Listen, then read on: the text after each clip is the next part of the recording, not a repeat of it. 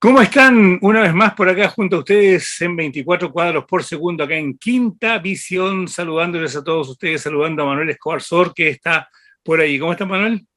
Muy bien, un gran saludo a todos los que nos ven, a ti, Víctor, y a nuestro queridísimo director también. Así es, un gran saludo para Juan Herrera Acuña, que esta semana volvió de su viaje a Cancún y se tuvo que reincorporar a su trabajo como todos los mortales de este mundo. Bueno, junto a Cinemark, por supuesto. Cinemark, que tiene una cartelera pero espectacular. Y esta semana comenzamos un nuevo concurso con Cinemark, así que atentos, porque el concurso ya a lo mejor para algunos va a ser un poquito más complicado, pero nunca tanto como para no poder participar y ganar invitaciones a Cinemark. Eso sí que van a tener dos requisitos. No uno, dos requisitos para ganar para que sea un poquito más complicado también. Pues así que ya le vamos a comentar, Manuel. Por supuesto, yendo a Cinemark, desde Arica hasta Osorno, las mejores salas de cine y, por supuesto, también las mejores palomitas que a mí me encantan ir a Cinemark. Una de las cosas que yo siempre voy a Cinemark es pedir mis palomitas. Qué bien. Así que hay una cafetería espectacular con bebidas, con papitas fritas, con palomitas, salado y dulce, por si no les gusta. Así que vayan a Cinemark. Comencemos nuestro programa, Manuel. Un aniversario. Fíjate Sí, que yo creo que aquí no es mucha la gente, o sea, hay hartos fanáticos de ellos, pero no es así una cosa masiva, ¿ya? Pero entretenido, porque el día, para algunos el día 2 y para otros el día 4 el aniversario de Snoopy, que cumplió 75 años, o sea, tres cuartos de siglo, y se ve tan joven como recién salió a la luz. sí, bueno, Snoopy, que es el perro de esta caricatura, recordemos que la caricatura se llama Peanuts, ya que fue en 1950 la primera aparición en octubre, como tú bien dices, hay unas pequeñas diferencias que algunos dicen que fue el 2 de octubre, otros que fue el 4 de octubre, pero bueno, nace esta caricatura que era lanzada en un periódico, ya que parte al principio no le fue muy bien con la caricatura en el tema a Charles Schulz, que es el creador, no le fue muy bien, pero finalmente logra colocarse hasta en 7 periódicos y sale y fue grito y plata hasta el día de hoy. Porque podrán decir que tal vez no tenga una gran afluencia de público, pero todo el mundo conoce Lo Snoopy. conoce, todo el mundo Que lo hayan conoce. fanáticos tal vez, pero siempre uno puede ver que muchas personas por ahí tienen una figurita de Snoopy, un cuaderno con Snoopy o con su gran amigo y partner de siempre que es Charlie Brown. Bueno, digamos que Snoopy nació o el 2 o el 4 o el 10 de octubre, que son las tres fechas que yo tengo, bajo la pluma de, como ya dijiste, Charles Schulz, y no se llamaba ese nombre al principio, pues, se llamaba Sniffy. Sí, correcto. Sí, Sí, primero se llamaba Sniffy, y cuando ya lo dieron a lanzar en la tira cómica, Schulz se da cuenta que Sniffy existía una tira cómica con ese nombre y no podía hacerlo. Ahora, eh, ¿qué es lo que es Snoopy? Es un perro, como bien decías tú, ¿de qué raza? De la raza Beagle. bueno, todavía hay mucha controversia entre qué raza, pero finalmente ya la raza Beagle la otra vez estuve viendo un tema que también es un poco la sombra que proyecta el Beagle, ya desde donde se podría sacar o se dice que se sacó la idea de la figura, ¿Ya? O sea, de la sombra del Beagle. de la sombra que proyectaba el Beagle, que hay muchos que ya le han hecho el mismo juego de tomarle esa foto, que puede de ahí de haber salido el tema de la figura que saca finalmente Snoopy, porque normalmente el Beagle ya no lo ve mucho con esa figura. Snoopy tiene una figura bien caricaturesca, en pocas palabras. Oye, Pero, y aquí, dime. ¿sí? No, dime tú, no, así. Pero finalmente, bueno, es la adaptación de cómo él termina viendo a este Beagle. Y recordemos que, de todas maneras, con el tiempo las caricaturas siempre se van transformando un poquitito. El Snoopy que nosotros tenemos ahora no es exactamente igual, es muy parecido, pero no es exactamente igual al con que se inicia. Oye, y la cosa de Snoopy es más entretenida porque fíjate que Charles Schulz hizo su dibujo en la década del 40. De hecho, en el año 1947 ya se publicaba Snoopy, pero una vez a la semana en un diario local de Minnesota. Era el diario de St. Paul, en Minnesota, donde él había nacido y donde se había criado. Y ahí comenzó a leerse esta tira cómica que tenía solamente 4 viñetas y luego ya nace oficialmente o el 2 o el 4 del 10 cuando Schurz ingresa a lo que se llama United Feature y correcto, donde se empezó a distribuir en 70 diarios, no solamente en Estados Unidos, sino que en el mundo. Y ahí ya como que fue en ascenso. Este perro que al principio era un perro común y corriente, caminaba en 4 patas, no entendía nada, él no tenía voz, era mudo, ya ladraba solamente como todos los perros, pero no había una interacción entre los personajes, hasta que después empezó a comprender el lenguaje de los humanos a través de Carlitos, que es su partner, ¿cierto? O sea, ¿qué sería Snoopy sin Carlitos y el resto de los personajes?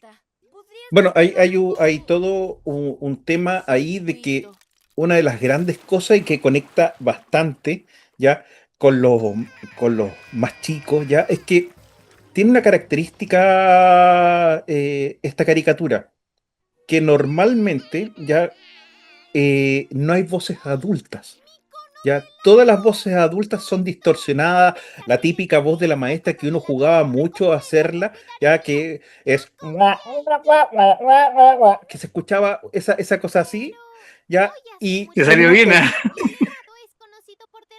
Que uno escuchaba eso y uno sabía que era la maestra y toda la interacción, y eso era lo bonito que a mí me gustaba mucho de repente verlo en la escuela, toda la interacción que ocurría era finalmente un monólogo, ¿ya?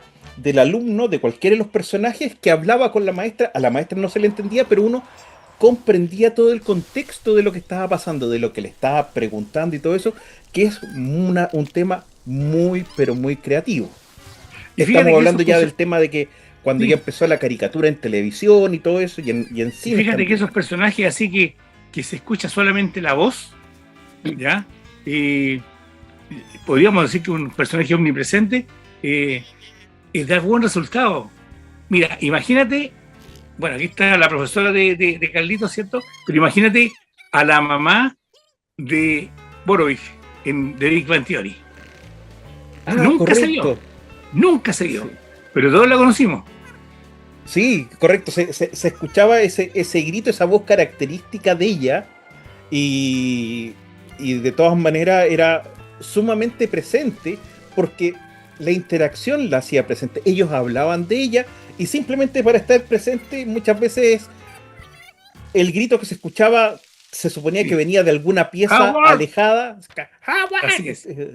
Oye, y lo otro que no entiendo, yo no sé, no estoy tan al día de Snoopy, porque estoy haciendo un parangón nomás, Juana, por si acaso.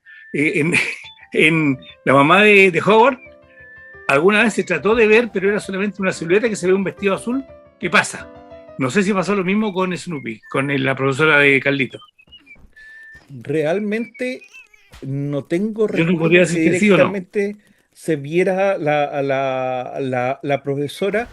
Y si se vio, tuvo que haber sido algo muy parecido. Es como el personaje de la dueña de Tom y Jerry, ya que uno nunca sabía bien, siempre se veía de la cintura hacia abajo. Uno nunca se veía bien cómo se veía hacia arriba. Ya son personajes que de cierta manera como están. Como la nana de Tom y Jerry. Esa estoy hablando, que no sé si era nana o dueña de Tom y Jerry. Nana, pues. Pero estaba ahí, se escuchaba su voz, se sabía que estaba porque se veía como esa falda larga y esas pantuflas, ya, pero y la escoba, no se veía, y la escoba, por supuesto. Así que bueno, es un tema bastante interesante dentro de el tema visual, audiovisual de este personaje que tú nunca lo logras ver por completo o siempre lo ves fraccionado, pero está presente. Oye, ahora Carlitos o Charlie, como en la serie, tenía muchos problemas en seguridad, problemas psicológicos graves. O sea, si lo analizamos desde un punto de vista escolar, digamos, era complicadísimo la vida de este que era introvertido. Era y era como lo que decimos para adentro, ¿cierto? Ya, y Snoopy también tenía problemas porque tenía obsesiones, era obsesivo, Y era imaginaba que era un hiperactivo. aviador de la Primera Guerra Mundial, recuerda. Y Sí, también estaba el pájaro Gustock. sí, pues el pajarito amarillo que que empezó a ser su partner y le empezaba a acompañar también esa aventura. Y bueno, todo ocurría entre comillas dentro de la imaginación de Snoopy, ya que llegaba, se subía a su casa, y su casa era de todo, podía ser desde, no sé, un autobús o algo, pero él se sentaba encima de su casa, y la que todos recordamos normalmente es el tema de que salía volando esta casa y él con el sombrero de piloto y esta bufanda roja al aire y pasaba miles de aventuras ahí. Oye, pero además había otros personajes, estaba Lucy, estaba Por el hermano supuesto. de Carlito, que era Linus, eh, Patty y Sally, que era la hermana de Charlie. Bueno, y para celebrar los 75 años habrá nueva aventura, ¿cierto? Iban a hacer programas especiales, están haciendo programas especiales para que todo el mundo conozca lo que pasa, y además tenía otra cosa importante. Desde que comienza a hacerse como programa de televisión, siempre había programas especiales para Halloween, para Navidad y para la fecha especial, para el 4 de julio, por ejemplo, siempre hacían un capítulo alusivo. Sí, por supuesto. O sea, uno de los primeros que se estrena, si mal no recuerdo, como, como caricatura, ya fueron los especiales navideños. eh, es It's a Christmas Again, Charlie Brown se llamaba, que es del 92, si no recuerdo, si mal no recuerdo. Es uno de los más recordados también, y más exhibidos en televisión. Oye, ahora para la gente que no ha visto mucho a Snoopy o Peanuts, porque así se llama la serie, eh, y Snoopy es un personaje dentro de muchos otros, pero no sé por qué todo el mundo se queda con Snoopy, siendo que Snoopy incluso partió después que Charlie Brown. Está en streaming en Apple TV, entonces ahí lo pueden encontrar, y hay capítulos inéditos hasta el 2030. ¿Cómo? Habrá capítulos de Snoopy Oh, inéditos hasta el 2030. O sea, tenemos qué 5 años de genial. nuevos capítulos de Peanuts, porque Qué así deberíamos buena. llamarlo. Sí, correcto. Bueno, esperamos que la gente que conocía a Snoopy lo haya recordado, quienes no lo conocían lo hayan conocido, para que la redundancia, y algunos hayamos refrescado el recuerdo cuando salía Sí. en La Nación. Me parece que salía, estoy hablando de los años 60, cuando era chico, si La Nación ya no sale en papel. Yo recuerdo, en alguna revista era también, pero no me acuerdo en este momento cuál. Bueno, después salieron ya revistas especiales sobre Claro, Charlie Brown. Bueno, y los que son más fanáticos tienen las colecciones o las recopilaciones de las tiras de periódico de Charlie Brown. así es. Ahí estábamos recordando a Snoopy entonces en este programa de hoy en 24 cuadros por segundo, y llegó el momento del cortometraje. Vamos a seguir con la animación, Manuel. Por supuesto. Vamos Adelante, a a ver. ti te gusta la Bueno, animación, así que, por favor. sí, este cortometraje fue elegido por ti y Sí, es bastante interesante, por no decirlo menos. Es, eh, todavía no sé, no me decido si me gusta o no. A a mí ese, me gustó. es que lo que pasa es que es bastante interesante en cómo está tocado y cómo está hecho. Tienes algunos temas siento que tiene algunas fallas, pero me guío más por el guión del corto, que está muy bien realizado. Y bueno, vamos a verlo y después opinamos. Mira, hay una cosa que tiene bien bueno este corto, fíjense bien, que es la fotografía. El corto se llama Don Croak y aquí está.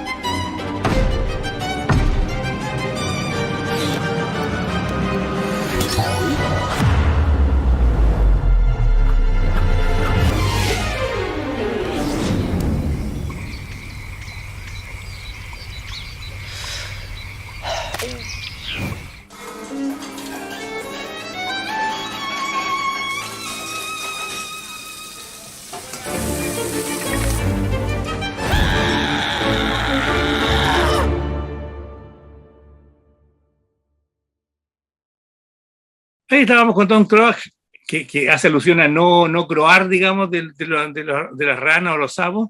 Eh, o sea, yo lo encontré cruel, humor Sí, negro, sobre todo la totalmente. escena final, humor negro al cubo, cuando se salva del laboratorio y llega a la cocina. Después de haber estado en un charco, en vez de haber salido volando y nadando, lo toman de la cocina. O sea, yo creo que es un corto que está bien hecho, porque nos sitúa en un laboratorio donde hay alguien que, claro, con una cara así como de... Nadie como científica, pero igual iban a hacer algún Sí, es que, experimento. ojo, la situación en que está es el clásico. Antiguamente en los colegios se diseccionaban animales, se diseccionaban ramas. Y este es el laboratorio del colegio donde hay una niña que le corresponde hacer eso, la disección de ramas. Yo te recuerdo que en ET, el extraterrestre, cuando estaba en la disección de ranas, el Sí, protagonista libera todas las ranas y todo ese claro. tema, ya estaban en eso. Es, decir, es la misma fase, solamente que aquí tomado de cierta manera un poco más terrorífica, se podría decir, y con Por un eso te dije yo. humor negro, ¿no? Por eso yo te digo, hay temas que la fotografía está muy buena, lo único que a mí me choca ya con esta animación es el tema me faltan más sombras. ¿Ya? El tema de las sombras ya como que no me cuadra muy bien. Es lo Mira, único que es la parte más técnica, ¿ya? ya, Pero yo en la primera parte la justifico, porque se supone que cuando está en un laboratorio, llamemos laboratorio de anatomía, van a hacer la disección, ¿cierto? Tiene fijada en la pieza, es luz por todos lados. correcto. Acuérdate de tus tiempos de científico. Ay, Alguien diría, ay, ¿por qué dices eso? pero está muy entretenido. Una de las cosas que me parece genial, ya que también es un tema técnico, es cuando la rana ya se esconde atrás de dos frascos transparentes y la niña ¿Y tus aparece por ojos? detrás y los ojos, la distorsión que está hecha con los frascos, ahí la luz y el tema de imagen está impecable. Lo Ya, y encuentro. fíjate, y si se fijaron los ojos de la niñita con los ojos de la rana, no tienen mucha diferencia. Correcto. Ahora, espectacular el vuelo de esta rana para escapar del laboratorio. Trata de nadar en el aire, pero está bien. Y sabes que esas pausas, porque es digamos, una pausa en el aire que en un momento está casi detenida en el aire, ya es muy recurrente dentro de la animación. O sea, esto así como que no va a llegar, no va a alcanzar, o simplemente se frena en el aire, después cae, ya es muy usado en la animación y causa un muy buen efecto.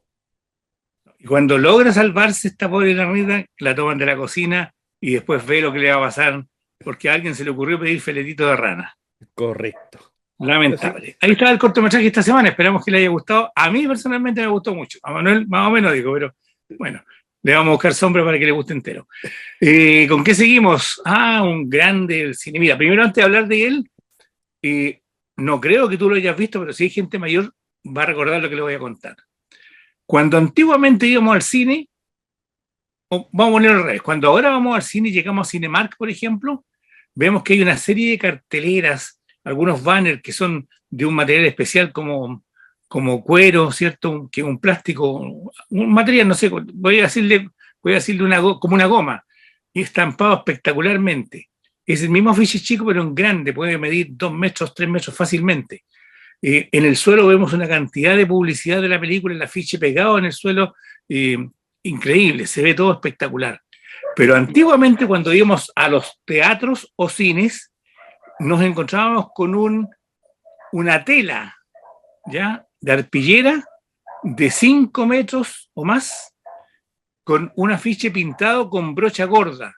Y había pintores exclusivos de carteles de cine, pero con brocha gorda, tomando un tarro de pintura grande y pintando, y les quedaba, no le digo que 100% igual, pero era espectacular el trabajo. Me encantaría tener uno de esos ahora. Y hay un pintor italiano que se especializó durante toda su vida en hacer carteles de cine. Y aquí yo dejo a Manuel Escobar que siga porque él es conocedor de la obra de este artista. bueno, don Renato Casaro, que hace muy poco tiempo falleció, este es un pequeño homenaje que nosotros le hacemos a él. Era un dibujante, pintor talentosísimo que trabajó, como bien dice Víctor, en muchas películas, eh, dibujando e ideando ya los carteles, porque no solamente el tema era dibujar. Por ejemplo, uno de los grandes carteles y más conocidos que Ahí tiene, estamos mostrando varios, Manuel. correcto, es el de Conan, el bárbaro, en donde podemos ver al personaje principal ya levantando la espada, que realmente en esa posición y como está dibujado el cartel, no hay ninguna escena así. Por ende, sale de su imaginación y su creatividad cómo colocar a los personajes para presentarlos de una manera que el público les sea interesante. Y esa era la gran calidad de Renato. ¿Ya? Era la capacidad de presentar y también la habilidad que tenía para poder dibujar a los personajes que se vieran extremadamente parecidos a los de la película. Entonces, lo tenemos ahí, como bien dije recién, lo tenemos con el Bárbaro, lo tenemos en Duna, que la de Lynch, eh, Y mira, hay unos que son clásicos, que es Por un puñado de dólares con Clint por Eastwood. supuesto, Está, por ejemplo, La princesa prometida, otro Rambo, pero espectacular, Misery, donde está la Kathy Bates, y otro que yo sé que a ti te encanta, que es La historia sin fin, por supuesto, que y hay otro que yo creo que a todo el mundo alguna vez le llamó la atención en el afiche, y también es una escena que no aparece, Rambo, Primera Sangre. correcto, Y correcto. hay un cartel que hizo también que es del último emperador, que nunca aparece en la película ese fotograma, y él lo inventó. Ahora, hay que decir que Renato Casaro desde niño le fascinaba el cine y obviamente los carteles, y reproducía obras de grandes artistas. ¿Ya? O sea, tenía talento. Y a los 22 años ya tenía su propio estudio, y luego cobró fama internacional en el año 66 porque hace un cartel de una película que se llama La Biblia, el principio, que no tiene que ver con la otra de Charlton Heston. Y entonces Renato Casaro inmortalizó, como ya bien decía Manuel, a Schwarzenegger, a Clint Eastwood, a ver, otra película, Nikita, Corazón Salvaje, están presentes Flash dentro Gordon, de Flash Gordon, sí, también. sí, pues sí, Un gran estuvo, cartel. estuvo con el productor Dino de Laurentiis en muchas de sus películas, Me parece que que el cartel que pintó de Flash Gordon se utilizó también en el CD de la música. en la portada. Claro. Ahora, ¿qué más podemos decir de él? Algo que Bueno, me llama mucho la atención. No fue acreditado en casi ningún cartel. En ninguna parte aparece que él lo pintó.